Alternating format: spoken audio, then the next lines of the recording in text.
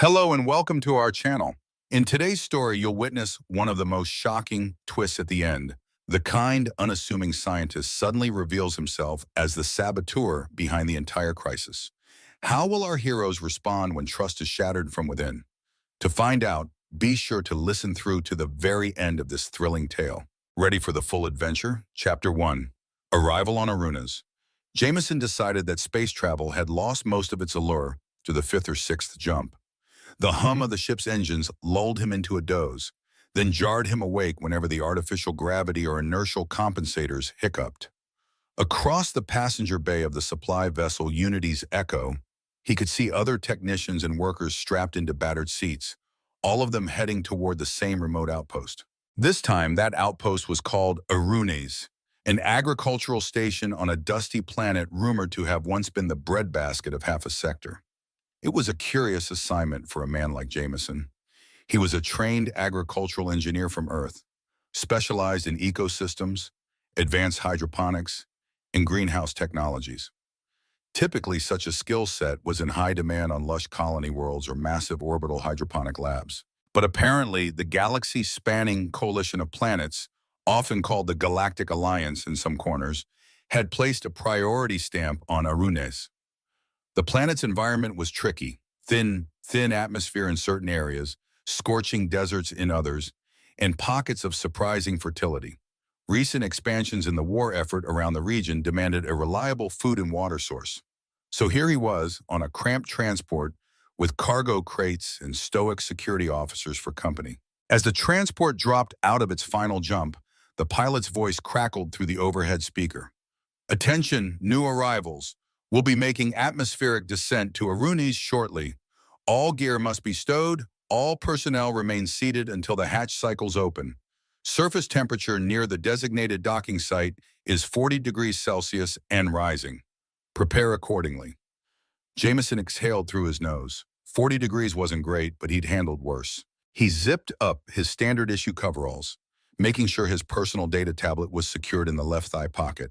That tablet contained everything from technical specs on greenhouse equipment to a personal collection of old Earth songs that reminded him of home. He rubbed at his eyes, shaking off the last vestiges of sleep, and felt the ship quiver as it passed through the planet's atmosphere.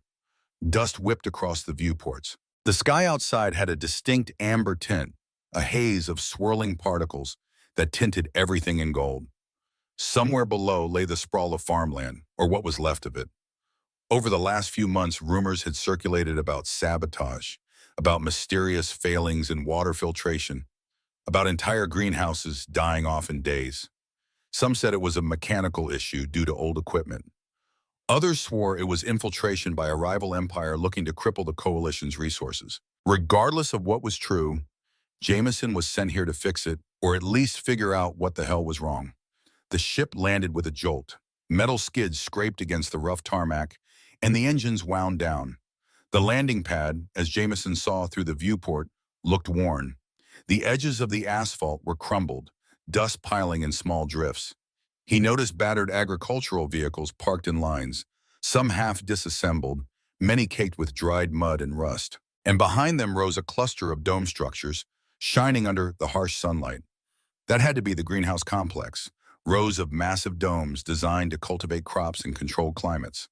A ramp lowered, and the transport bay hatch slid open with a hiss, letting in an immediate wave of heat and dust-laden air. Jameson unbuckled, stood, and hoisted his duffel bag over his shoulder.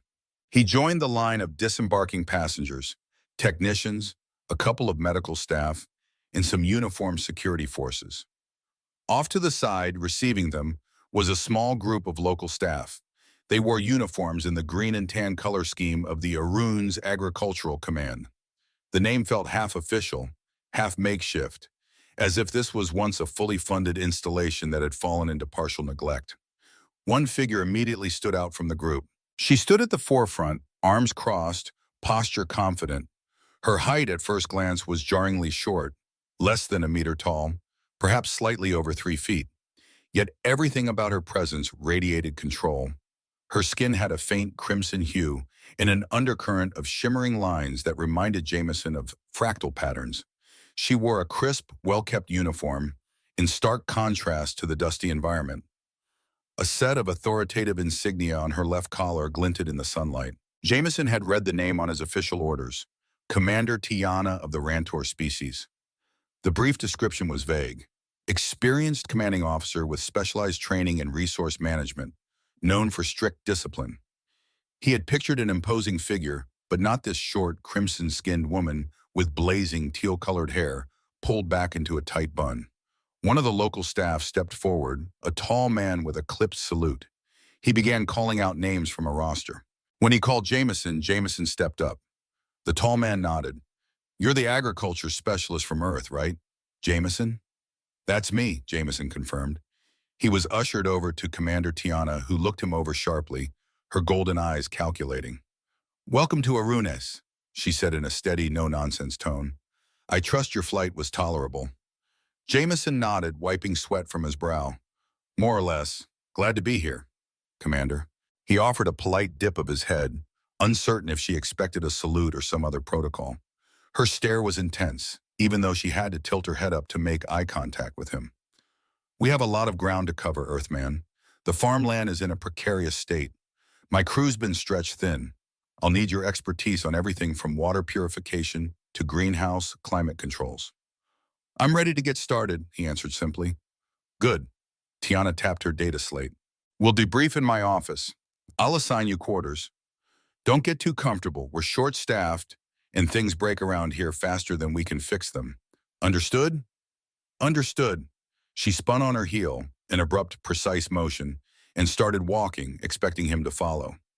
Jameson did, trotting slightly to keep up, mindful not to appear as though he were towering or overshadowing her.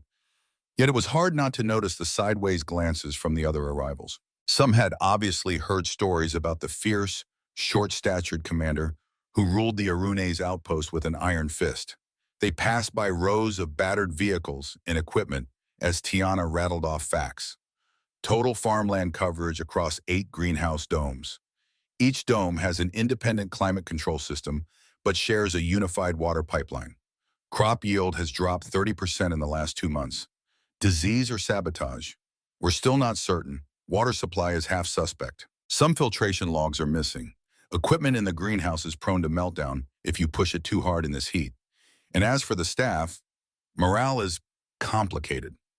She said the last phrase in a lower tone, a subtle acknowledgement that things were tense. She continued, "You'll have 2 junior technicians at your disposal. They're locals from Arunes' early colonist families. Good kids, but new to advanced tech. You'll have to train them on the spot." Jameson brushed aside a swirl of dust as they walked.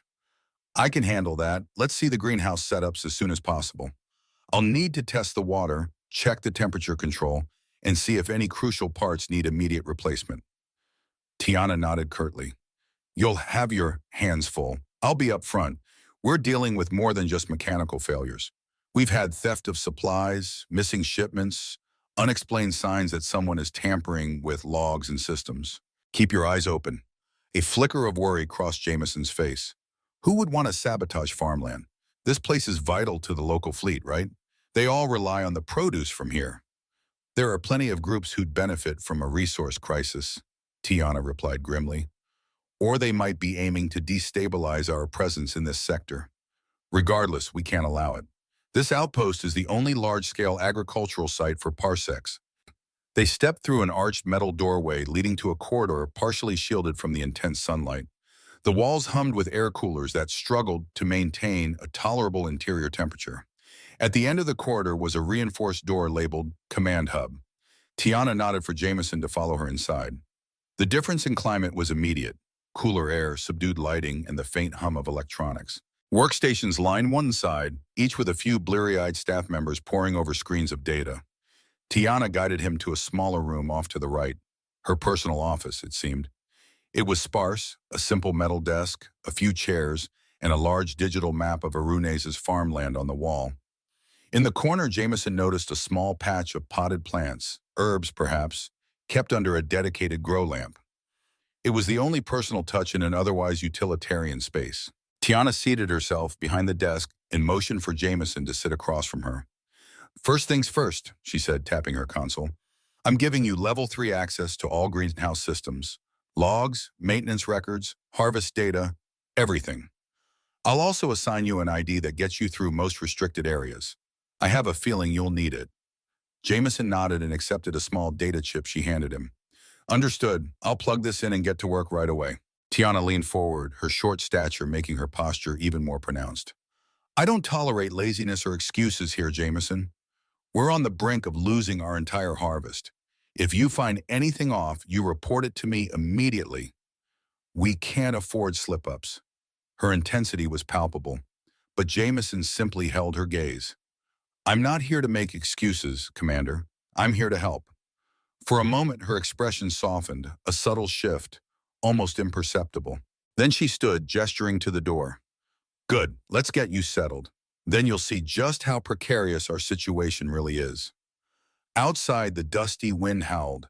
Jameson wondered if he was truly prepared for whatever was happening on this sun-scorched planet. Yet as he followed Tiana into the command center's halls, he felt a surging sense of purpose. Something was going on here, and he intended to get to the bottom of it, both for the sake of this battered outpost and for the determined commander who refused to back down, no matter her size. He just hoped they weren't already too late.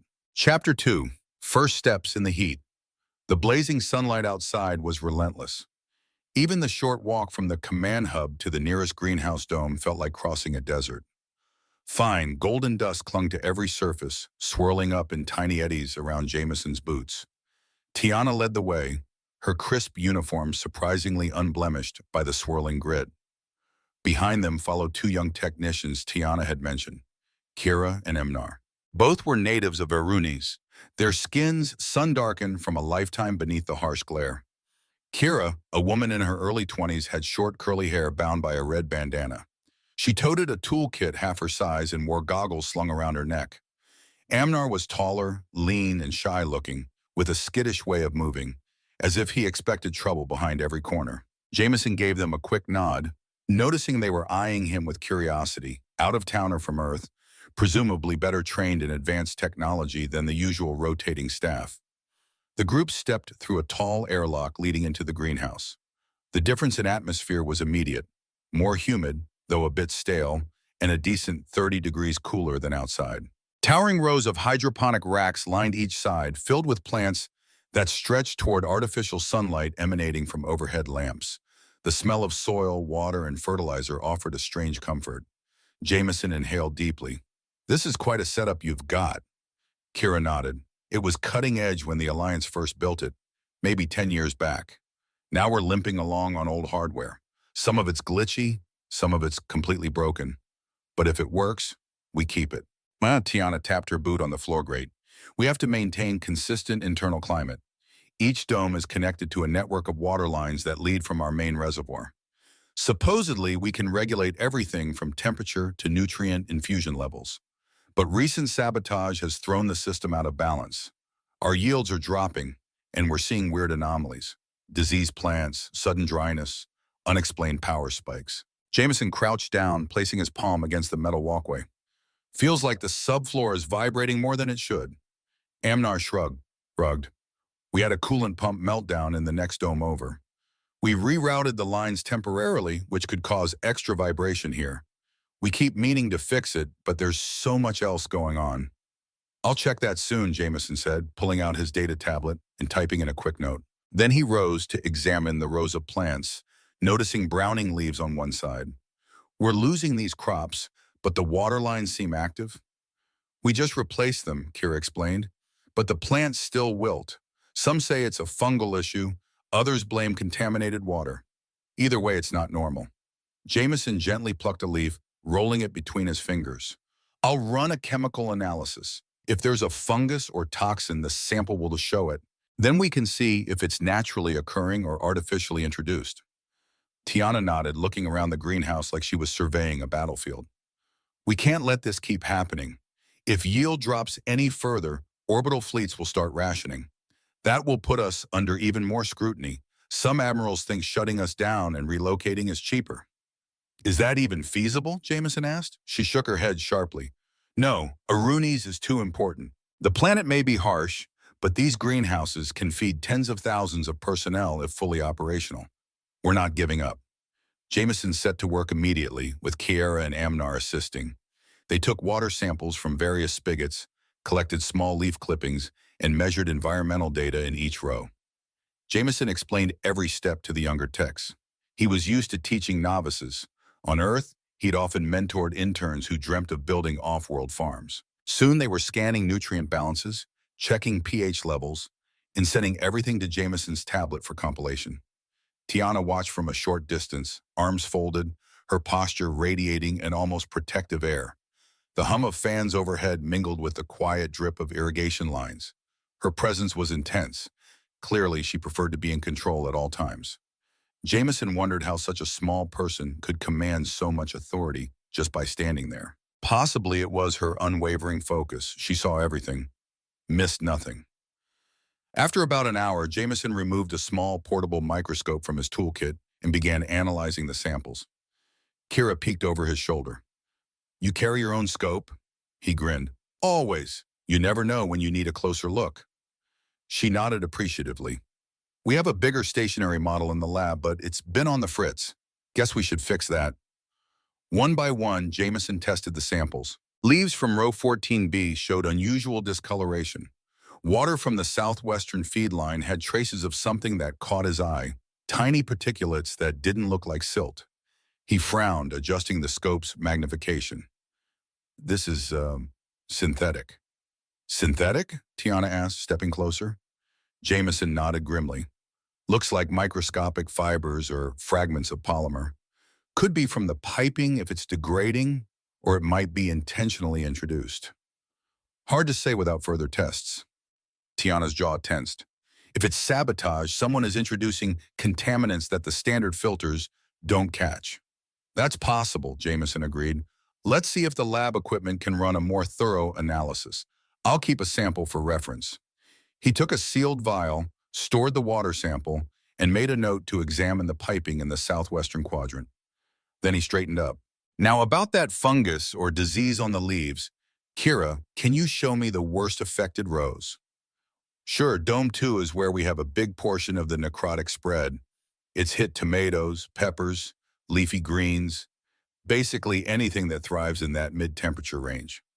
They headed across a walkway that connected Dome 1 to Dome 2, passing under a thick, transparent corridor that displayed the swirling dust storms outside. Tiana tapped an earpiece, responding to a question from her command staff, then turned her attention back to Jameson. "We've had to quarantine a third of that dome. Productivity is down 40% in that section alone. Some staff claim it's just old seeds, but the pattern looks more like sabotage." Jameson sensed frustration and maybe a bit of shame in Tiana's tone. She clearly took it personally that her outpost was struggling. "We'll find answers," he assured her. "Don't worry." She glanced up at him, her eyes gold-bright, and said nothing for a moment. Then she nodded once, a subtle gesture that was more personal than her typical official style. Dome 2's interior was gloomier. Half the lights were off, presumably to slow the fungal or necrotic spread. The air smelled of decaying vegetation. Jameson coughed softly, covering his nose with the crook of his arm. Kira made a face. "We're rotating staff, but nobody wants to spend time here. People claim it's cursed." Amnar pointed at a row of wilted tomato plants, leaves blackened at the edges. "That was healthy 2 weeks ago. It just died, took out half the adjacent rows." Jameson crouched and examined the soil near the base. "Temperature is still within normal range, humidity is normal, but the stems are rotted. Let me get a sample." He pulled on thin gloves and carefully clipped a piece of the stem. Dark sap oozed from it. Tiana's nose wrinkled. "That's not right." Jameson nodded. "This sap could be a sign of bacterial or fungal infection. Or something else. The question is, how did it spread so fast? Usually you'd see a slower progression unless the entire system was compromised. Could be a new pathogen, or a genetically modified one." An uneasy silence fell. Genetically modified pathogens were serious business, often used as biological weapons. The concept that someone might deploy it here, on a farmland outpost, was unsettling. Amnar swallowed. "You think we're under some sort of bio-attack?" Jameson sighed, placing the sample into another vial. "Too soon to say. We'll need deeper analysis, but keep that possibility on the table. Tiana's fists clenched at her sides. We're not letting whoever is behind this destroy our station. We'll run full spectrum tests in the lab. If it's a weapon, we'll figure out the origin. I'll make sure the Alliance forces out here know about it. Sakira's voice was quiet. Is it safe for us to even be in here? Jameson gestured for everyone to keep their masks up. As long as we don't handle the plants without protection, we should be okay in the short term, but we'll want a thorough sterilization procedure later. Tiana stepped back. We're done here for the moment. Let's get these samples to the lab. I want a preliminary report by tonight. They left Dome 2, returning to the external corridor. Jameson frowned through the thick plastic walls, squinting at the swirling dust outside. He knew that sabotage could take many forms: mechanical, chemical, biological. If the saboteurs were serious, they might have multiple approaches in play. And yet, for all the tension, he couldn't help noticing how Tiana refused to be intimidated. By the environment, by the possibility of infiltration, by the sheer scale of the problem. She radiated a determined energy that was impossible to ignore. He silently vowed to get to the bottom of this, for the sake of the farmland and for the sake of the woman who managed to command respect with a single glare. He might have been new to Arunes, but he wasn't new to crisis solving, and something told him that he and Commander Tiana would need each other's strengths in the weeks to come. Chapter 3, The Hidden Lab and Earth Recollections. The labs on Arunes were a patchwork of older Alliance standard equipment, half-upgraded modules, and local attempts at modernizing. Jameson found this out the moment he stepped into the subterranean facility beneath the command hub. They'd built these labs into a cooled rock chamber to shield delicate instruments from the scorching surface heat. The space was cramped, corridors twisting like a maze, with ceiling lights that flickered occasionally from surges in the power grid. Commander Tiana walked briskly ahead, leading Jameson, Kira, and Amnar into the main analysis room. The faint hum of air recyclers filled the corridors. She stopped at a sealed door, pressed her palm to a scanner, and ushered them inside. The analysis room contained a series of lab benches, microscopes, sealed compartments for hazardous materials, and a server station in the corner. A single large observation window looked out onto a rock wall, a leftover from the initial excavation. The entire place smelled faintly of chemicals and old electronics. An older man in a lab coat glanced up from a console as they entered. He nodded respectfully. "Commander," he greeted. Then his eyes shifted to Jameson. "You must be the Earth engineer." "Yes," Jameson replied, setting his bag on a bench. "You have everything we need to run pathogen analysis?" The man nodded. "Name's Dr. Ryle. I'm the closest thing to a microbiologist around here. The station used to have a full staff of scientists, but budget cuts and reassignments left just me and 2 assistants, when they bothered to show up." He rubbed the back of his neck. "Still, I'll do my best." Jameson retrieved his sample vials and handed them over to Dr. Ryle, who began running them through a scanning station that looked at least a decade old. Everyone else watched, tension palpable, as the data scrolled across a screen. Tiana eyed the results. "Anything stand out?" Ryle pursed his lips. "The water sample from Dome 1 has synthetic particulates, possible polymer threads. That could come from degrade in the pipeline or from sabotage. The plant sample from Dome 2 shows an unusual bacterial or fungal structure, an accelerated necrosis agent. I can't confirm if it's natural or engineered. The strain's unique, that's for sure." "So we have more questions than answers," Jameson observed, setting down his data tablet. "We need to isolate the agent. I suggest we do a culture test, see how fast it grows under different conditions." Nodding, Dr. Ryle carefully took the necrotic plant sample and placed it in a sealed nutrient dish. Then he prepared a series of petri dishes under the ventilation hood. "We'll have initial results in about 24 hours. For a full genome analysis, maybe 48 or 72, assuming the equipment holds." "We don't have that long," Tiana said grimly, "but do what you can."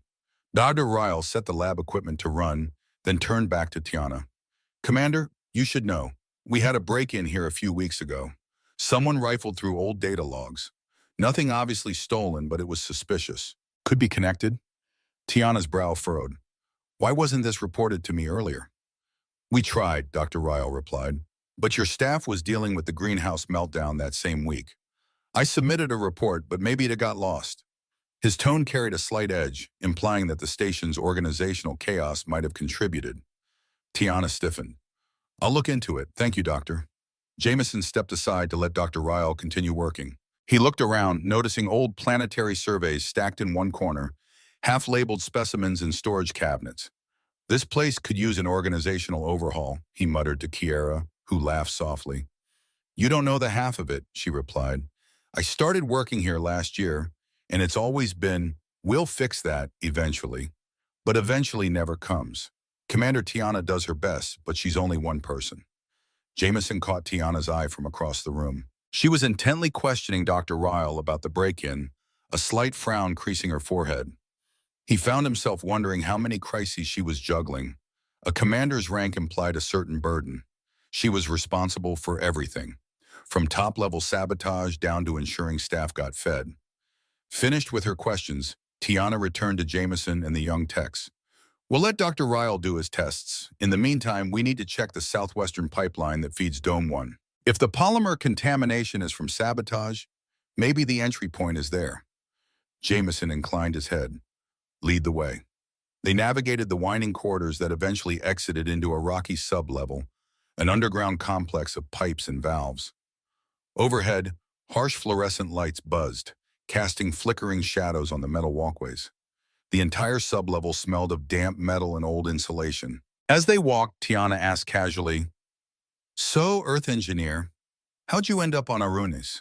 Must have pulled the short straw. He chuckled wryly. I guess you could say that. The Alliance assigned me after I spent time on a terraforming project that got canceled. They said my skill set fit the needs here. A background in horticulture, advanced hydroponics, some mechanical engineering. I didn't ask too many questions. I go where they send me. You always do that, no? She inquired, glancing up at him with a hint of curiosity in her gold eyes. Go where they tell you, no questions asked? Jameson shrugged. I trust that if they see a need, I can fill it. That's enough for me, usually. Tiana was quiet for a moment, her footsteps echoing on the graded walkway. I suppose that's one way to live. Her tone suggested she wasn't entirely convinced. Jameson wondered if she had a different perspective. Maybe she'd been forced to fight for every command post she held, never getting a choice about when or where, or maybe she was used to people who questioned everything. They arrived at a large junction station where pipes the size of tree trunks converged. Valves, gauges, and monitors cluttered the walls. Kira whistled. This place is massive. I've never actually come down here before. Amnar nodded. We mostly do surface-level checks. This sub-level is, well, kind of neglected. Jameson scanned the readouts, tapping on a flickering screen. The southwestern feed line is the second from the left. We should open it up for a physical inspection, maybe take more water samples from this node. If we have polymer contamination, we might see residue on the interior walls. Kira rummaged in her toolkit, producing a wrench. Amnar, give me a hand with the main valve. As the two younger techs busied themselves, Tiana stood next to Jameson, crossing her arms. We'll find out soon if there's sabotage. Jameson nodded. Commander, if we do find sabotage, any guesses who might be behind it? Rival factions? Pirates? The Empire? Her lips tightened. Out here, we have plenty of potential enemies. Arunes is on a strategic path between multiple star systems. Pirates do roam the edges, but they rarely sabotage farmland. More likely, it's some covert group trying to weaken the Alliance fleet by cutting off supplies. Could be an internal agent, too. Someone seeking personal gain or on an extremist mission. He inhaled slowly, letting the reality settle. I see. Suddenly, from behind them came Kira's startled cry. Commander, there's something. You need to see this. They rushed over. Kira held a flashlight, illuminating the open pipe section. Faint streaks of dark residue coated the inner surface. Slender filaments glistened in the beam, clearly not natural mineral deposits. Jameson felt a chill. That looks deliberately placed. Amnar tugged on one filament with a gloved hand. It came away sticky, a synthetic sheen shining in the light. This isn't just old plastic from the pipeline. It's something else. Tiana's eyes flashed with anger.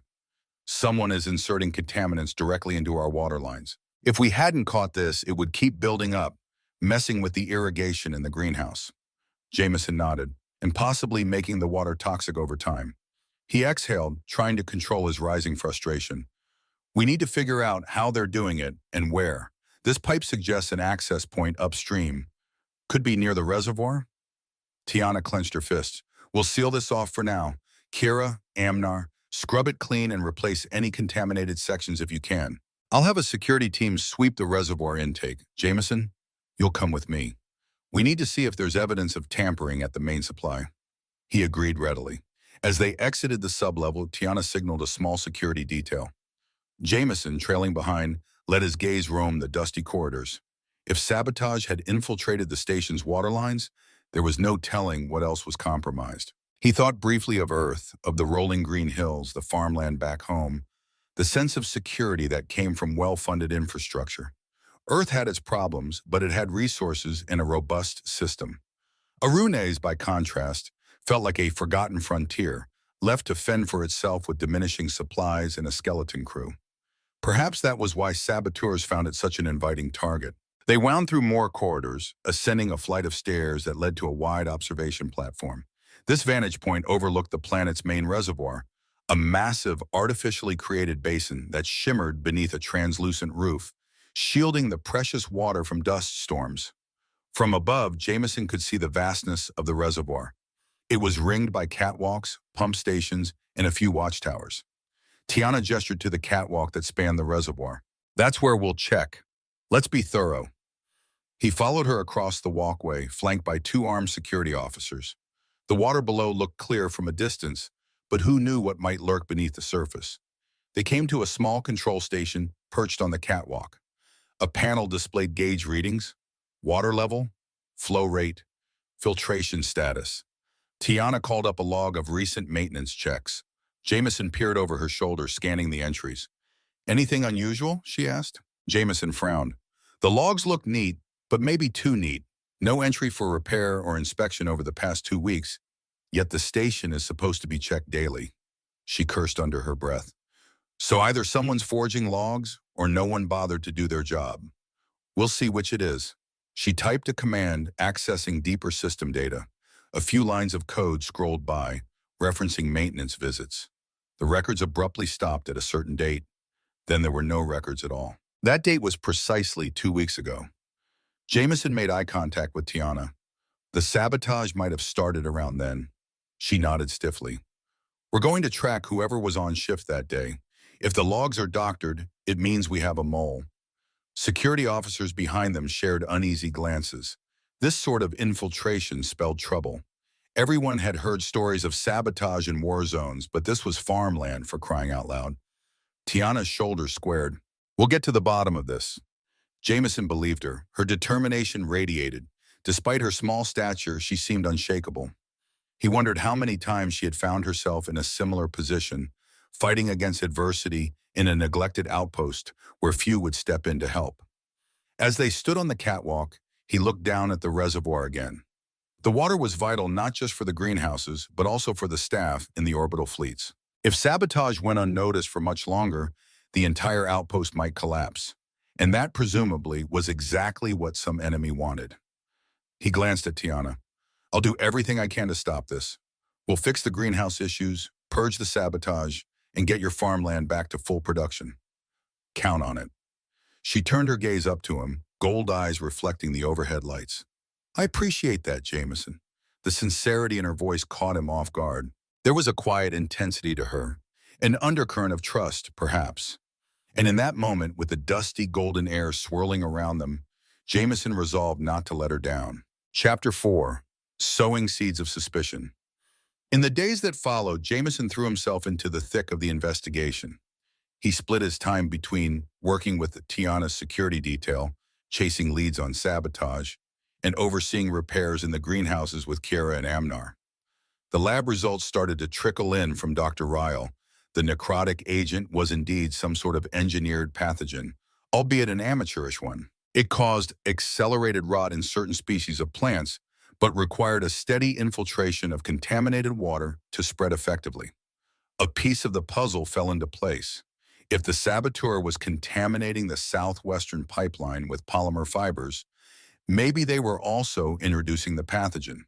Jameson made sure that contaminated sections of pipe were replaced, thoroughly scrubbed, and disinfected. He also recommended they rotate the greenhouse crops, focusing on species less susceptible to the pathogen's rapid spread until they could develop an antidote or a better filtration system. While Kira and Amnar worked diligently, Jameson began quietly cross-referencing staff rosters with Tiana's command logs. He'd learned that she'd placed him on special assignment, giving him partial authority to read crew shift patterns and administrative notes. The pattern was faint, but it soon stood out. A particular shift lead in the plumbing and water filtration division was on duty whenever maintenance logs went missing or suspiciously clean. The man's name was Quill Madsen, a local-born technician who had once worked for private water companies before the Alliance arrived. Jameson pored over Quill's personnel file late one night in the same lab basement where Dr. Royal worked.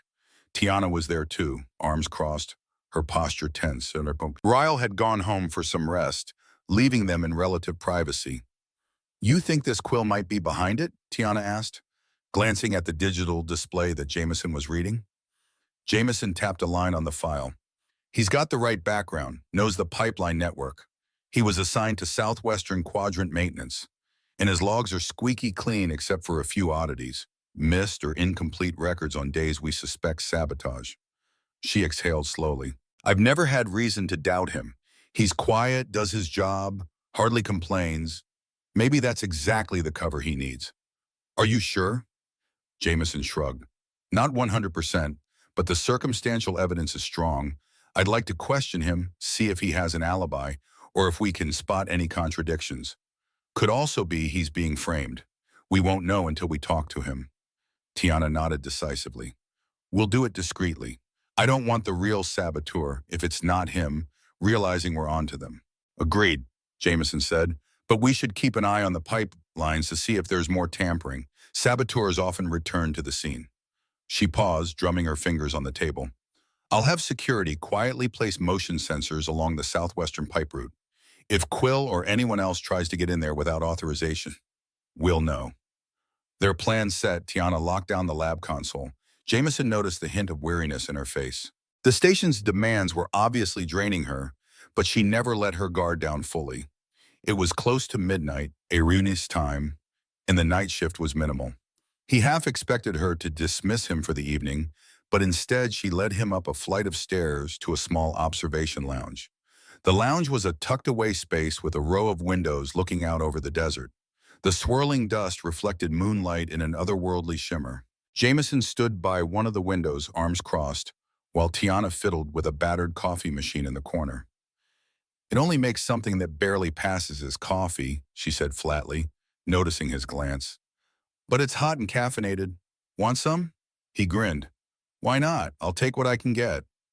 She poured 2 cups of the dark, lukewarm beverage, handing one to Jameson. He sipped it carefully, trying not to make a face. It tasted vaguely bitter, with a metallic tang likely from old machine filters. Yet in the quiet darkness, it felt oddly comforting. They sipped in silence for a few moments, the hum of the overhead lights the only sound. Jameson wondered if Tiana ever allowed herself a real break. She seemed perpetually on alert, shoulders tense, gaze distant as if scanning for unseen threats. Even now, with no one else around, she stood as though bracing for the next crisis. He asked quietly, "How long have you been commander here?" She took a small sip before answering. 3 years, took over after the previous commander retired. Back then, we had more staff, more resources. But the war front shifted, and the Alliance diverted funds elsewhere. We've been scraping by ever since." Jameson nodded. "Must be tough." She let out a dry laugh. "Tough is an understatement. I joined the Alliance Military Academy because I thought I could make a difference. I didn't realize they'd send me to the edges of the galaxy and say, keep the farmland alive or watch everyone starve. But someone has to do it." He studied her over the rim of his cup. "I respect that. I've worked on a few battered outposts. Never easy. People see farmland as low priority, but it's the backbone of everything else." She nodded emphatically. "Exactly. Soldiers can't fight on empty stomachs. Civilians can't endure if they have no reliable food source. This outpost is more critical than some admirals realize." Silence hung between them for a moment, heavy with unsaid truce. Arunes might be a neglected frontier, but it was also a lifeline for countless individuals. Jameson felt a surge of admiration for Tiana's dedication. Her small stature belied an iron will, something he found compelling. He refocused on the desert view outside. The moonlight caught swirling dust in mesmerizing patterns, like silver ghosts dancing across the barren land. Do you ever get used to the dust storms? She gave him a sidelong look. You can't fight the desert. You adapt. Accept its presence. We have storms that last for days, scouring the outer domes.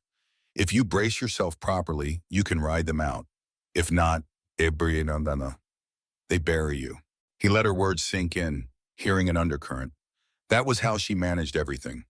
By adapting, by bracing herself, by refusing to be buried. He realized in that moment how much pressure weighed on her shoulders. He wanted to say something reassuring, but she abruptly changed topics. We need to keep an eye on Quill, she said, finishing the last of her coffee. I'll arrange a subtle interview tomorrow. You'll be there? Jameson nodded. Count me in. They left the observation lounge, the bitter taste of coffee still clinging to his tongue. He parted ways with Tiana at the corridor.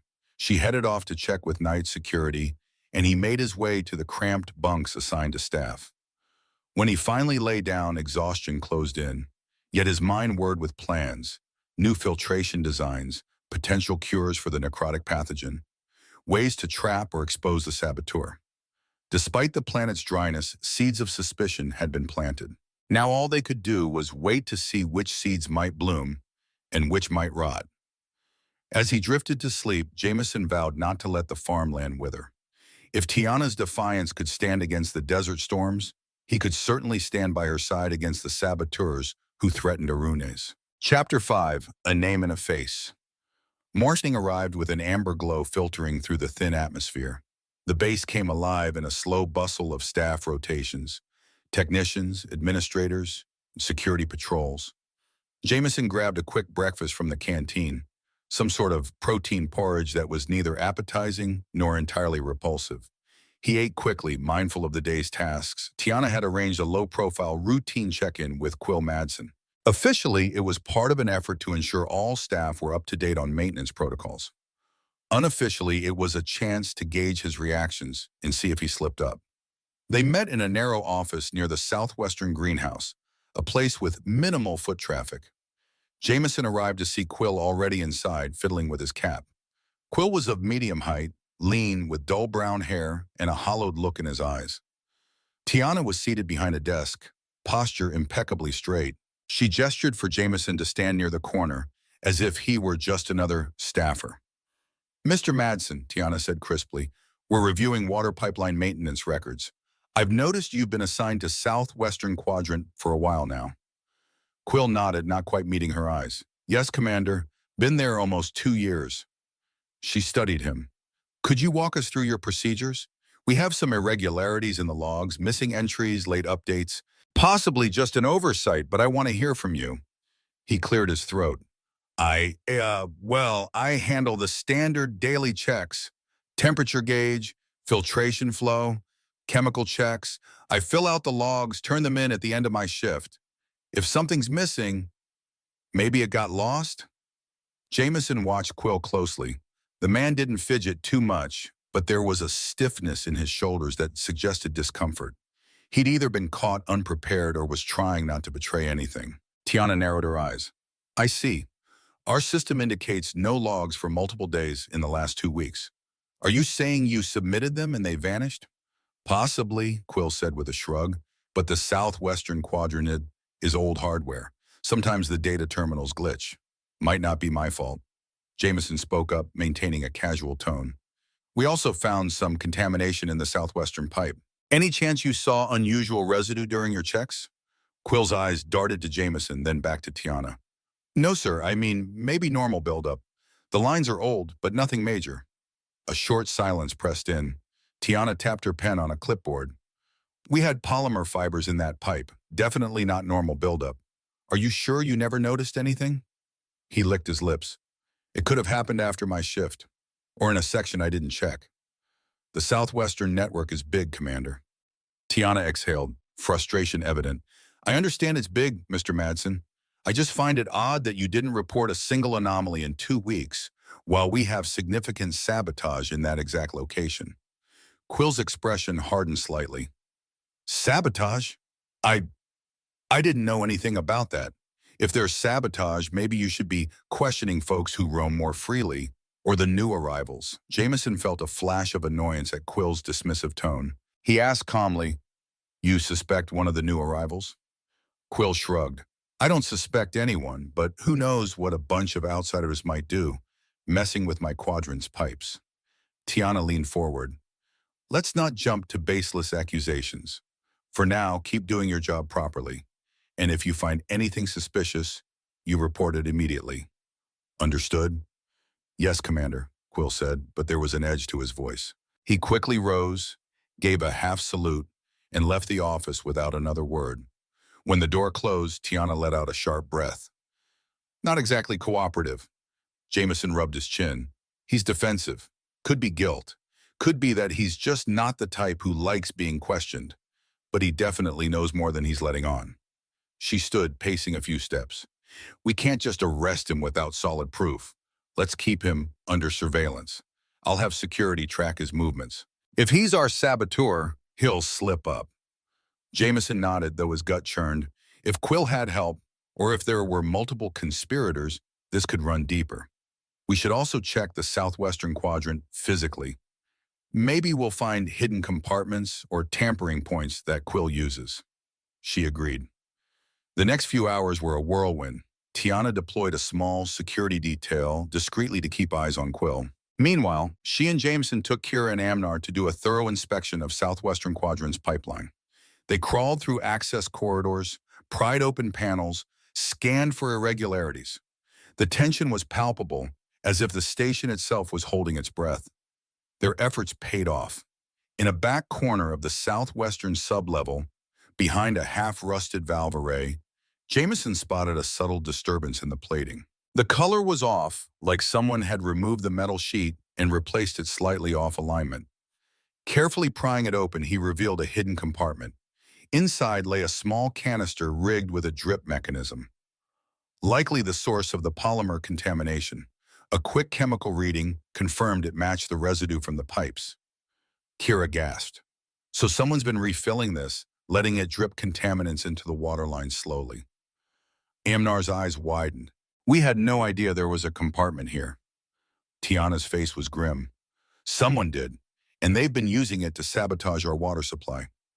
Jameson carefully sealed the canister. "We should check for fingerprints or trace evidence, but this is a smoking gun. If Quill's involved, maybe he stashed it here, or perhaps he's just a scapegoat." Tiana called in a security team, instructing them to collect the device carefully for forensic analysis. Then she turned to Jameson, voice low. "Let's see if Quill tries to come back to refill it. If we can catch him in the act, we'll have proof." They rigged a small sensor in the hidden compartment, linking it to Tiana's personal console. Any attempt to open the panel would trigger an alert. Then they concealed it again, leaving no trace of their discovery. The plan was set. They would wait, watch, and see who tried to sabotage the lines next. In the meantime, Dr. Ryle reported progress on the necrotic agent. Preliminary findings pointed to a lab-manipulated fungus with added bacterial properties, something a skilled but not top-tier biotech saboteur could cook up, possibly homemade or adapted from local fungi. The good news? It had weaknesses to certain common fungicides. Jameson quickly recommended a combination fungicide treatment for the infected rows, an immediate step to halt the spread. That evening, after a marathon of sealing leaks and applying fungicide sprays in the greenhouses, Jameson found Tiana alone in the command hub's briefing room. She stood at a large digital map of Arunes, marking areas of concern. He approached quietly. "Busy day," he offered. She nodded, not turning around. "I used to think an outpost of farmland would be peaceful. Hard work, sure, but mostly routine. Not this cloak and dagger sabotage." He stepped beside her, studying the glowing map. "You're handling it well." She shot him a sidelong look. "Am I? We're on the brink of losing an entire harvest, dealing with infiltration, and staff morale teeters on the edge. If we don't root out the culprits soon, we could lose everything." "Maybe," he allowed, "but you've made real progress. We found the sabotage canister. We have a plan to stop it. That's more than we had a week ago. She exhaled, tension on her brow easing slightly. Yes, thanks to you and a handful of others who give a damn. He shrugged. That's why I'm here. Something in her expression flickered. Gratitude? Relief? She stood there, small but unyielding, scanning the map as if memorizing every dust-swept corner. Jameson realized he felt a deep respect for Tiana's unwavering resolve. She was fighting battles on multiple fronts with limited resources, yet refusing to buckle. Tomorrow, she said quietly, I'll run a surprise inspection of the southwestern quadrant. If Quill or anyone else is behind this, they might try to access that panel soon. Let's hope we catch them. Jameson nodded. I'll be there. They shared a moment of unspoken understanding, two individuals determined to defend Arunes. Then Tiana cleared her throat and stepped back from the map. Get some rest, Earthman. We'll need all our strength. He suppressed a smile at the hint of wry affection in her voice, turning to leave. As he walked out, the flickering overhead light cast Tiana's silhouette against the map, a small commander standing tall in a world too big for her, defying it all the same. Jameson couldn't help but think they were on the cusp of a breakthrough, one way or another. Chapter 6, Night Watch. Though Tiana advised rest, Jameson found sleep elusive. The potential confrontation with the saboteur loomed large in his mind, and he felt compelled to do one last check of the greenhouse systems. Arunes never seemed to sleep anyway. The desert wind continued its ceaseless howling under the moonlight, stirring dust devils around the base. He made his way through the quiet corridors, eventually emerging into the main greenhouse dome. Soft overhead lights illuminated rows of plants that were now slightly shinier from the applied fungicide. The drip lines hissed gently, delivering water in measured doses. It would be hours before morning shift arrived to tend them. Jameson strolled among the rows, scanning the updated data on his tablet. The fungicide's early effect looked promising. Less browning on leaves, slightly improved moisture retention. A small victory in a bigger war. He reached the far side of the dome, near the locked door that led to an auxiliary corridor. That corridor connected the dome to the southwestern quadrant's sublevel. His mind went to the canister they'd found, hidden away behind a panel. If the saboteur planned to top up the sabotage chemicals, they might do it tonight.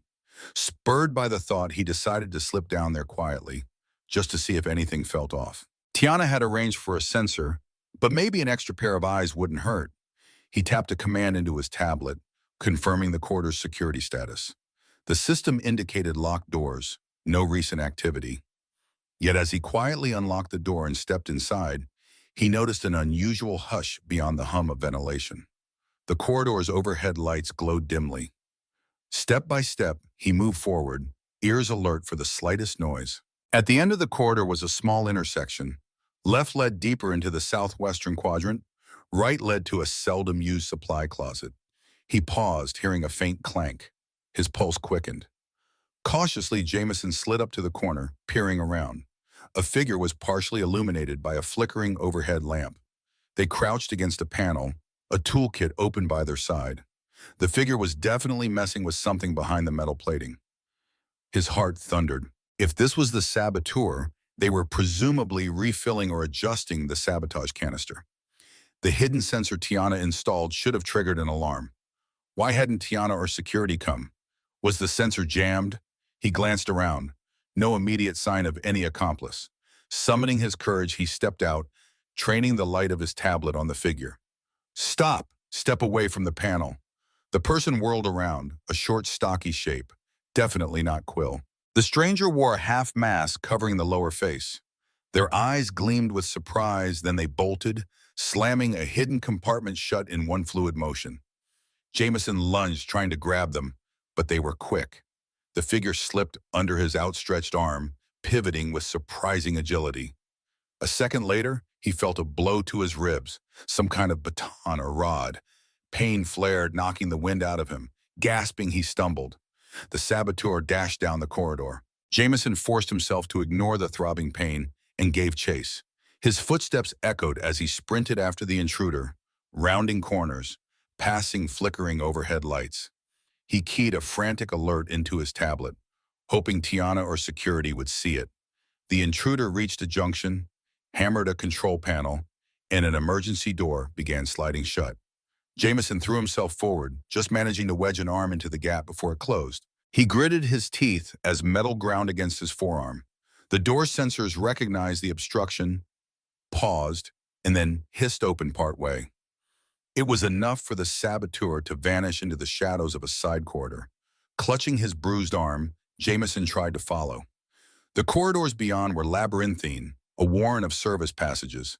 He slowed, straining his ears. Footsteps echoed distantly, then faded. "Damn it," he muttered, trying to nurse the stabbing ache in his ribs. He tapped his tablet again, checking for Tiana's response. The signals were flickering, possibly jammed in these sub-levels. Or maybe the saboteur had done something to the station's comm. Wearily, he retraced his steps to the sabotage panel. It was partially open. The sensor Tiana installed was forcibly removed, wires dangling. The canister was still there, but a secondary container lay on the floor, spilled, chemicals dripping. Jameson cursed, carefully picking it up. He recognized the polymer solution. The saboteur had likely been topping up the sabotage line, but Jameson's arrival interrupted them. Cautiously, he sealed the canister. The good news was that most of the sabotage solution never made it into the waterline. The bad news, the saboteur was still at large, and evidently not Quill.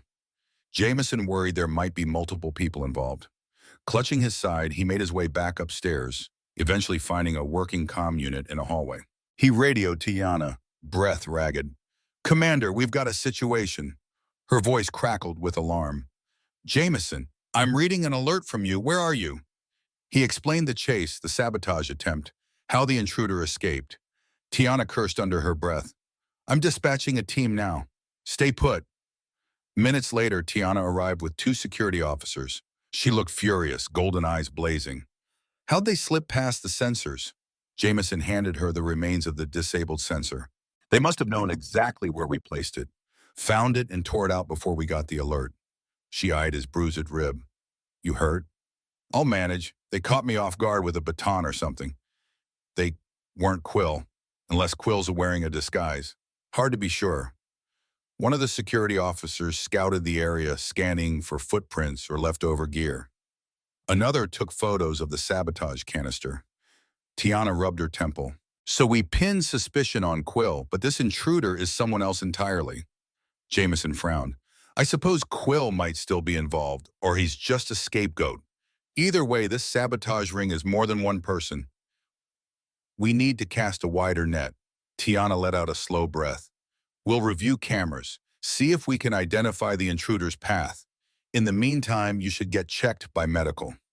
He nodded reluctantly. "Yeah, maybe a good idea." His ribs ached more by the minute. She lowered her gaze. "I'm sorry, Jameson. This is exactly what I was trying to avoid. My staff getting hurt. Thank you for intervening." He managed a small, pained smile. "Better me than letting them poison the lines." She looked at him intently, and he saw a flicker of concern beneath her usually steely exterior. "I'll find out who's behind this," she said firmly, "and they'll regret hurting one of my people." He felt a flush of warmth at the phrase "my people," though he tried to hide it behind a nod. The security team escorted him to the small medical bay, where a tired-looking nurse patched him up and gave him something for the pain. Tiana lingered nearby, issuing instructions over her comlink, scanning security footage, checking staff rosters, cross-referencing shift changes. It wasn't the resolution Jameson had hoped for. Their sabotage suspect had turned real, no longer just a quiet theory. They'd confirmed that Quill might be innocent, or part of a more complex plot. The threat was real and active, and it left Jameson with battered ribs and a sense that time was running out. They parted ways around dawn, Jameson hobbling back to his bunk with a bandage tight around his torso. Tiana, presumably, would keep digging through data, pushing her staff to track the intruder. As he collapsed onto his bunk, exhaustion pulled at him. He drifted into a fitful sleep haunted by images of masked saboteurs, rotting crops, and the unyielding desert swallowing everything in dust. Chapter 7, Revelations Under the Scorching Sun. The next day arrived with blazing sun overhead, the temperature inching past 40 degrees by late morning. Jameson felt stiff and sore, but the pain meds helped him move. Tiana summoned him to the command hub for an emergency briefing.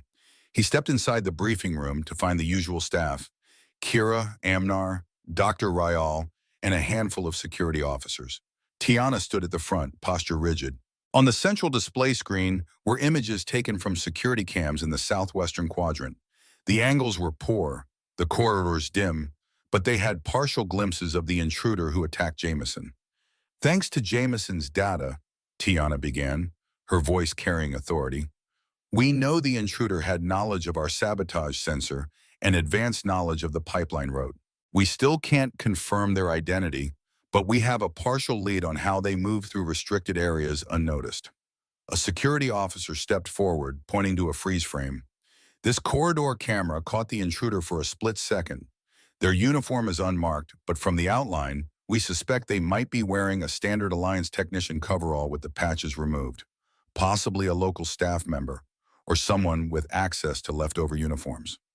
Jameson frowned. That didn't narrow it down much. The station had piles of old uniforms in storage. Tiana glanced around the room. I want everyone to stay vigilant. If you see someone in a suspicious uniform, or you notice weird scheduling anomalies, report them immediately. We suspect this sabotage ring has at least 2 members. Quill remains on our watch list, but we need more evidence. Kira raised a hand timidly. Commander, how do we keep morale from collapsing? People are already whispering about a saboteur at large. They worry about water contamination, infected plants, everything. Tiana's lips pressed together. We remain transparent about the steps we're taking. We tell them we have leads and we're closing in. Emphasize that sabotage so far has been contained. No one has died. The harvest is still salvageable. Dr. Ryle cleared his throat. And I have more news on the necrotic pathogen. We found a fungicide formula that stunts its growth. We'll keep applying it weekly. This is a measure, not a cure, but it'll buy us time. A collective sigh of relief. At least that was one positive development. Jameson nodded. That's good to hear. Meanwhile, I'll keep checking for new contamination in the southwestern pipe, just in case. We removed the canister, but the saboteur might try a different approach. Tiana concluded the meeting. Staff dispersed, heading to their duties. She motioned for Jameson to remain. Once they were alone, she turned to him. I've decided to do a spot inspection of staff lockers. It's a bit heavy-handed, but I want to see if we can find any unauthorized gear, mask pieces, hidden canisters, anything that ties to last night's intruder. Good idea, Jameson said. Are you suspecting Quill specifically, or? She shrugged. We'll check them all, but yes, Quill is near the top of the list. It'll cause some friction. Nobody likes a commander rummaging through personal belongings, but it might flush someone out. Jameson understood. This was a war of attrition, not just with environment or failing equipment, but with infiltration from within. Tiana was ramping up the pressure.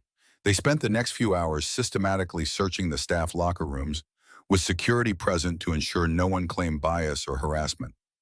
Staff grumbled but complied. Jameson noticed Tiana's face was impassive, giving no room for argument. Locker after locker, bag after bag, they found nothing unusual. Some stashed contraband sweets or personal items from home, but no sabotage gear. Eventually, they reached Quill's locker. He stood by, arms crossed, as they rummaged through. The tension was palpable. Quill glared at Tiana, but didn't speak. Jameson carefully opened Quill's tool bag and froze. There was a small device inside, cylindrical, with a faint chemical residue. Quill's face paled. That's not mine. I've never seen that before. Tiana's eyes flashed. You expect us to believe that, Mr. Madsen? He raised his voice. Commander, I swear I didn't put that in there. Someone's framing me. Jameson carefully bagged the device, noticing it resembled the sabotage canister from the pipeline, though smaller.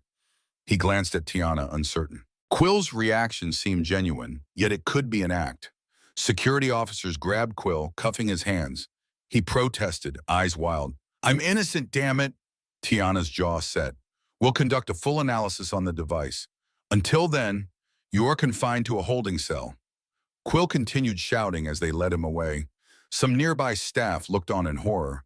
Tiana turned, her posture stiff. If he's lying, this ends here. If he's telling the truth, we still have someone else out there planting evidence. Jameson sighed, tension twisting his gut. Framing Quill would be an effective tactic for the real saboteur. But maybe Quill was indeed the culprit, and his partner was the one who ambushed Jameson. The possibilities rattled around Jameson's tired mind. A short while later, Dr. Ryle tested the device found in Quill's locker. It contained a mild toxin, similar to what they'd found in the southwestern pipeline. Tiana held a press conference of sorts, telling staff they had strong evidence linking Quill to sabotage, but the investigation was ongoing. Morale soared briefly as many believed the saboteur was caught, yet Jameson felt a gnawing doubt. That doubt crystallized later in the greenhouse when Kira approached Jameson, wringing her hands. "I'm worried about Quill," she said. "He's not exactly a friend, but he's been a decent coworker. I can't picture him orchestrating sabotage. He never seemed the type. Quiet, yes, but not malicious." Jameson nodded. "I know he might be innocent, but we can't ignore the evidence." She lowered her voice. "Or the evidence that someone planted in his locker. I heard from a friend in security that the device was tucked under a corner of his tool bag, almost like it was deliberately placed to be found. It's too neat." He rubbed his chin. "Where was Quill's bag last night? Did he leave it unattended?" She shrugged. "Possibly. People sometimes leave their gear in the sublevel racks. Anyone with access could slip something in." Jameson's mind whirled. The real saboteur could be brazen, planting evidence to shift suspicion. If so, that meant the saboteur was still at large, free to continue undermining the station. And they were cunning enough to mislead Tiana's direct approach. He debated how to raise this with Tiana. She was so desperate for a resolution, she might cling to the Quill theory. But Jameson decided she deserved honesty. That evening, in the quiet of her office, he laid out his doubts. She listened, face unreadable. "So you think I might be holding an innocent man in custody?" Jameson was careful. "I think it's possible. Or he's part of a bigger ring. We can't be sure about him." She exhaled, pressing a hand to her forehead. "Damn it all. I want to do right by this place, but every sign either points to Quill or contradicts itself." Meanwhile, the harvest clock is ticking. He placed a hand gently on her desk. "We'll figure it out. We keep investigating. Keep an eye out for suspicious movements. The sabotage attempts might continue if the real culprit is out there. That's our chance to catch them." She looked up at him, her gold eyes reflecting the overhead light. "You're right. She paused, swallowing. "I just hate feeling like I'm failing everyone." He found himself reaching across the desk to give her small hand a reassuring squeeze. "You're not failing. You're fighting back. That's all anyone can do in this situation." Her hand was warm, her grip firm. For a moment, they just lingered in that contact. Commander and engineer united against an invisible threat. Then Tiana withdrew her hand gently, clearing her throat. "All right, we stay alert. I'll question Quill again, see if he can point us toward any suspicious staff or odd goings-on. Maybe we'll find the real saboteur's slip-up." Jameson nodded, stepping back. He saw a flicker of gratitude in her expression. Despite the swirling crises, a quiet camaraderie had formed. Neither of them was alone in this fight anymore. Outside, the desert night beckoned with swirling dust. Jameson inhaled the warm air, letting it fill his lungs with grit and determination. Tomorrow would bring more challenges, but at least the seeds of sabotage were finally seeing the light. He just hoped they could uproot the problem before it choked the station's future. Chapter 8. A trap sprung. Morning arrived with renewed intensity. The temperature soared past previous highs, an oppressive heat that tested the greenhouse climate controls to their limits. Jameson spent hours in the control center, adjusting flow rates and tweaking the recycled air system to prevent the domes from overheating. The last thing they needed was a meltdown that would cook the plants in their own environment. Tiana seemed to be everywhere at once, organizing security sweeps, checking on Quill's interrogation, fielding messages from anxious superiors stationed orbitally. Kira and Amnar did their best to assist Jameson, but the stress weighed on everyone. Late in the afternoon, Tiana summoned Jameson and the security chief, Lieutenant Sorrell, for an urgent meeting in her office. The moment they entered, Tiana flipped on the large monitor. "We just got a tip from Dr. Ryle," she began. "He was analyzing old data logs and discovered references to a small hidden storeroom near the southwestern quadrant. It predates the current layout, possibly leftover from earlier expansions. Hardly anyone knows it exists." Jameson's pulse quickened. That could be where the saboteur stashes supplies or manipulates the pipeline. Did Quill mention it? Tiana shook her head. He claims ignorance. So either he's lying or there's someone else who knows about it. I want to check it out now. If the saboteur is using it, we might catch them in the act. They quickly mobilized. Jameson, Tiana, Sorrel, and 2 guards armed with stun rifles headed toward the southwestern quadrant's deeper sublevels. The corridor felt eerily familiar. This was where Jameson had chased the masked intruder days before. Tiana pulled up an old blueprint on her data slate, pinpointing the approximate location of the hidden storeroom. Sure enough, they found a narrow side passage behind a rusted grate. Forcing it open, they discovered a corridor with no active lighting. Flashlights cut through the darkness, revealing dust-laden walls. The air smelled stale, as if untouched for years. "Stay alert," Tiana whispered, leading the way. They advanced slowly, footsteps echoing. At the corridor's end was a sealed door with a defunct keypad. Sorrel examined it. "It's locked, but we can override. Might take a minute." Jameson watched Tiana's tense posture as she nodded at Sorrel to proceed. The security chief fiddled with the door's wiring, sparks crackling. Then the door hissed open, revealing an unlit room beyond. Cautious, they stepped inside. Flashlights revealed crates stacked along the walls, a table in the center strewn with containers. Jameson spotted the same polymer solution canisters. Some were empty, others half full. Tubing, funnels, and chemical test kits cluttered the table. Tiana's jaw tightened. "We found the sabotage lab." Sorrel nodded. "We'll do a full inventory. Might be booby traps, so watch your step." Jameson moved to the table, scanning the containers with his flashlight. He recognized the same logos from the southwestern pipeline residue. A sense of triumph flickered. This was tangible proof of sabotage. They could trace the chemical shipments or find clues to the saboteur's identity. Tiana leaned over a small data pad left on the table. Her eyes narrowed. Someone's been documenting infiltration methods. There are references to disabling sensors, forging logs. This is definitely more than just Quill, possibly an outside agent. Suddenly, a noise from the corridor made them freeze. Footsteps. Tiana held up a hand, gesturing for silence. They doused their flashlights, pressing against crates. Jameson's heart pounded. If the saboteur was returning, they might walk straight into a trap. A figure appeared in the doorway, a flashlight beam sweeping the room. For a split second, Jameson saw a familiar face. Dr. Ryle. He stepped in, muttering to himself. "I told them I'd handle it." He froze, noticing shapes in the darkness. Tiana flipped her flashlight back on, revealing him in stark relief. Dr. Ryle's eyes went wide, and in a flash, he dropped his flashlight and drew a small sidearm. Sorrel shouted, "Hold it!" But Dr. Ryle fired, a sizzling stun bolt that grazed Tiana's shoulder. She hissed in pain, stumbling back. Immediately, the security guards returned fire, their stun rifles crackling. Ryle dodged behind a crate, returning shots in desperation. Jameson crouched low, adrenaline surging. Dr. Rial was the saboteur, the kindly old scientist who lamented staff shortages. It was inconceivable, yet the evidence was right in front of them. Sorrel signaled for the guards to flank Ryle's position. Tiana winced, trying to get her bearings after the stun bolt. Jameson couldn't stand idle. He had to stop this madness. He crawled behind crates, circling around Ryle's vantage point. The old scientist was pinned down, breathing raggedly. Suddenly, a quick scuffle of footsteps. Ryle sprinted for the door, firing wildly to keep the guards back. Jameson lunged, grabbing the older man's arm. They grappled, and Ryle snarled, "You ruined everything. The Alliance is choking this sector. He didn't finish. Jameson twisted, knocking the sidearm away. Sorrel arrived with the guards, leveling rifles at the struggling man. In moments, they wrestled him to the ground, locking his hands behind his back. Panting, Jameson stared at the pinned figure. "You were behind it all. Why?" Ryle coughed, bitterness twisting his features. "The Alliance bleeds this planet dry. They promised funding for my research, then cut it.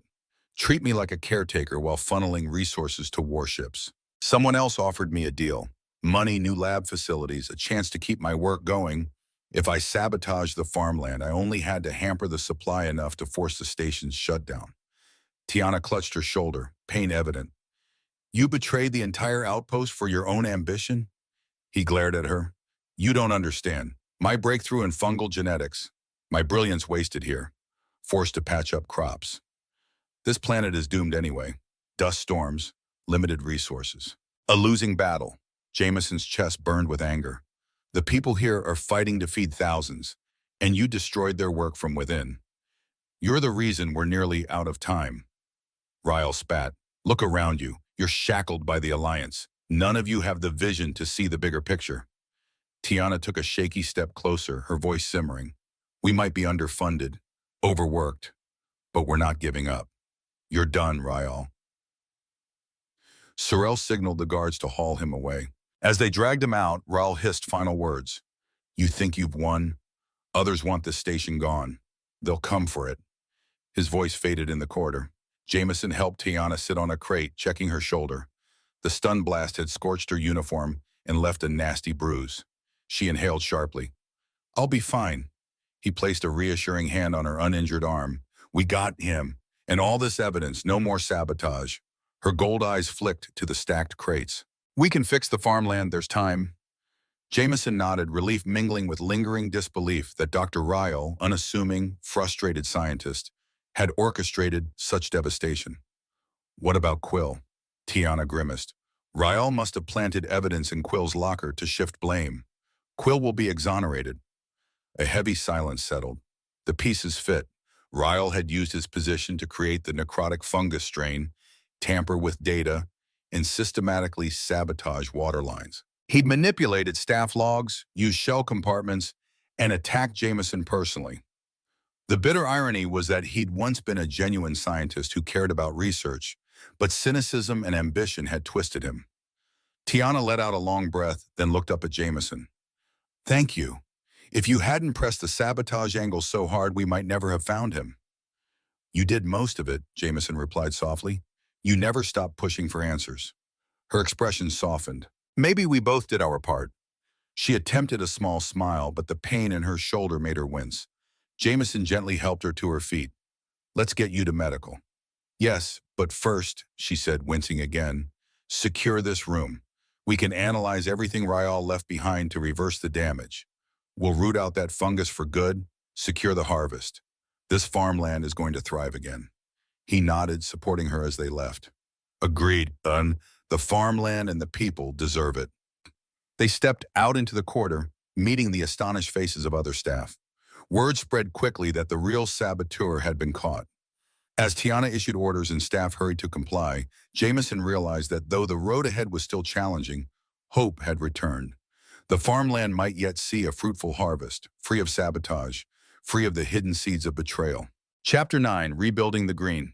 A week passed, the sabotage was over, the infiltration ring exposed.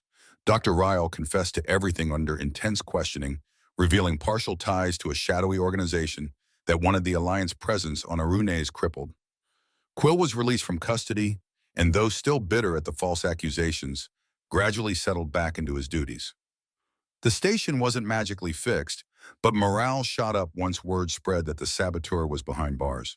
Tiana implemented new security protocols, more rigorous than before. Jameson spearheaded a full systems overhaul, replacing damaged pipeline sections, fortifying climate controls, and ensuring the necrotic fungus was treated thoroughly. Each day, the greenhouse domes saw incremental recovery. Leaves turned greener, fruit blossoms opened, and the hum of irrigation lines sounded like a hopeful melody. Kira and Amnar redoubled their efforts, often trading jokes about how, if we can survive sabotage, we can survive anything. Jameson found himself busier than ever, but in a good way, no longer chasing hidden threats, but building a sustainable future for the farmland. Tiana dropped by frequently to check on progress, her presence a constant reminder of the station's fighting spirit. Late one evening, after a final round of calibrations in Dome 1, Jameson stepped into the fresh air that circulated within the greenhouse. Rows of healthy seedlings greeted him, gently swaying under artificial lights. He felt a swell of pride. Behind him, Tiana's voice called out, "Jameson!" He turned to see her walking toward him, uniform as crisp as ever, though the strain of the last week showed in faint lines around her eyes. Her shoulder had mostly healed, though she still favored it a bit. "Commander," he greeted with a slight grin. She rolled her eyes. "You can call me Tiana. Off the record.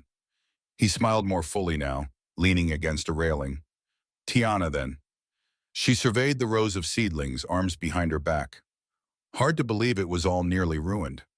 He nodded. We're not entirely out of the woods, but the fungus is contained, the water lines are clean, and next harvest should be on track. She turned to face him, her posture less formal. I spoke with the orbital administration. They want a full report. But once they see we've stabilized, they'll likely send some additional support. Maybe new equipment. We won't be so short-staffed. Finally, some good news, Jameson replied. Her gaze flickered across his features. And you, any chance you'll stay? I know Earth engineers often bounce around from one project to another, but we could use someone who actually understands how to handle all this. He exhaled, a slow smile forming. I was assigned here, but I'd be lying if I said I wasn't invested now. I want to see these greenhouses reach their full potential. And he paused, letting the weight of his next words settle. I appreciate the leadership you've shown. Working under you has been meaningful. She stepped closer, the height difference again striking, but her presence unwavering. You're not just one of my staff anymore, Jameson. You're a part of this station's core. This place can't survive on duty alone. It needs genuine commitment. And you've shown that. His heart thudded, her voice low and sincere. Well, I guess I'm not ready to say goodbye, especially since I hear there's a second planting season next quarter. She huffed a soft laugh. So you'll stay? He nodded, a warm flush filling him. If you'll have me. For a moment she didn't speak, just offered a small, genuine smile. Then she replied, Welcome to Arunes, for real this time. They stood there in companionable silence, the soft hum of fans overhead, the faint trickle of water through irrigation lines. Together they'd beaten back sabotage, reclaimed the farmland, and exposed the hidden seeds of betrayal. Now it was time to cultivate growth and possibility. Eventually, Tiana held out her hand, a formal gesture yet carrying more personal significance. Jameson took it without hesitation. Her grip was firm, a testament to her unwavering will. They shook once, then simply let their hands linger, both realizing that in this quiet greenhouse dome, a different kind of seed was taking root.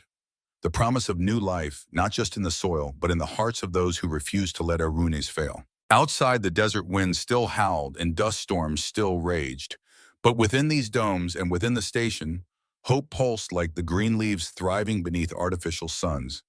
And that was enough to remind them that even the harshest landscapes could yield a harvest, if nurtured by the right people and protected by those unafraid to stand tall against any threat. If you enjoy stories packed with action, intrigue, and unexpected betrayals, remember to subscribe to our channel.